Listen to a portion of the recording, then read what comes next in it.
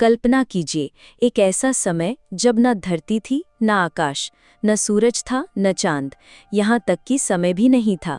केवल एक अनंत शून्य था, और उसी शून्य से प्रकट हुए देवों के देव महादेव। दोस्तों, आज हम सुनेंगे शिव पुराण की सबसे अद्भुत कथा, भगवान शिव की उत्पत्ति की। ये कहानी केवल एक दैवीय रहस्य ही नहीं है, बल्कि ये हमें जीवन का सबसे बड़ा संदेश भी देती है कि अहंकार का अंत विनम्रता और सत्य के आगे ही होता है। सृष्टि की शुरुआत में ब्रह्मा और विष्णु प्रकट हुए। धीरे धीरे दोनों में विवाद होने लगा।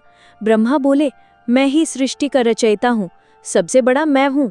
विष्णु बोले, नहीं, मैं पालन करता हूँ, इसलिए श्रेष्ठ मैं हूँ। दोनों के बीच वाद विवाद बढ़ता ही चला गया। तभी अचानक उनके बीच से एक अद्भुत अग्नि का स्तंभ प्रकट हुआ। वो इतना विशाल था कि उसका ना आरंभ दिख रहा था, ना अंत। ब्रह्मा और विष्णु चकित रह गए। तय हुआ, जो इस अग्नि स्तंभ का अंत खोज लेगा वही सबसे महान कहलाएगा। ब्रह्मा ऊपर उड़ चले, विष्णु नीचे उतर गए। सदियों तक दोनों खोजते रहे, पर ना अंत मिला ना आरंभ। थक हार कर दोनों लौट आए।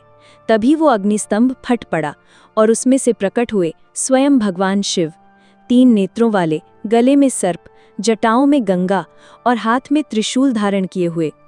उनकी वाणी गूंजी, मैं ही आदि हूँ, मैं ही अनंत हूँ, तुम दोनों मेरे अंश हो। ब्रह्मा, तुम सृजन करोगे, विष्णु, तुम पालन करोगे, और समय आने पर मैं संहार करूँगा। इस प्रकार सिद्ध हो गया कि शिव ही परम ब्रह्म है। ब्रह्मा और विष्णु ने शिव के चरणों में नमन किया और अपना अहंकार त्याग दिया। ये कथा हमें सिखाती है कि चाहे हमारी शक्ति कितनी भी बड़ी क्यों ना हो, सच्ची महानता केवल विनम्रता और सत्य को स्वीकारने में ही है।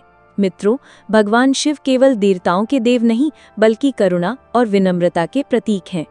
जब जब हम अहंकार में खो जाते हैं, याद रखिए, शिव का ये संदेश हमें सही राह दिखाता है। इसलिए हर दिन श्रद्धा से बोलिए, ओम नमः शिवाय, और इस दिव्य कथा को अपने दोस्तों के साथ साझा कीजिए, ताकि सब शिव की भक्ति से जुड़ सकें।